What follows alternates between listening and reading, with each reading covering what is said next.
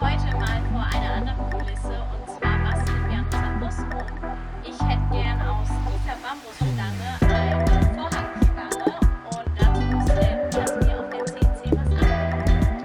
Genau, aus diesem Stück Holz werden wir jetzt Halterung für die Bambusstange fertigen. Jetzt gehe ich mal an den Laptop und lege noch die Datei an und dann geht's los.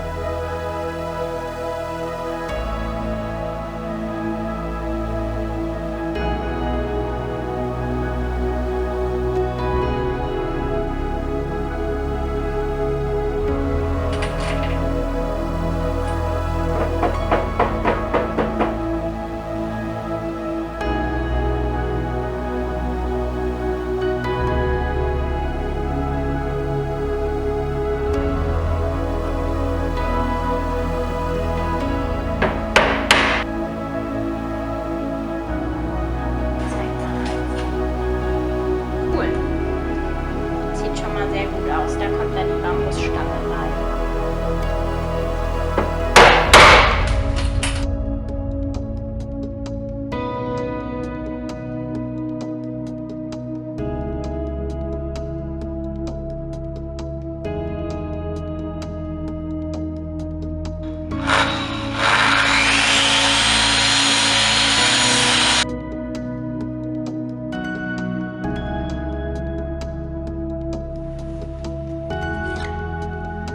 Ich habe jetzt mit Hilfe der Kappsäge das Stück hier schräg geschnitten, damit es sich an die Buswand anpasst, weil der Bus auch ein bisschen schräg ist, und das sieht man aber draußen dann am Bus besser, und das zeige ich euch dann.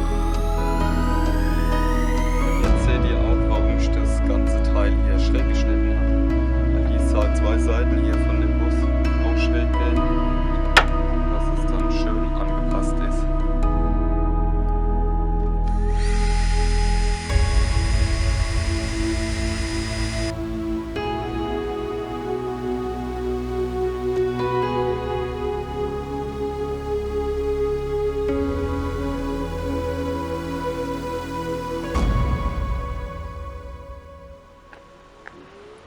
Der Bambusstecken ist jetzt auf die Länge gesägt, und jetzt schauen wir mal, ob es passt.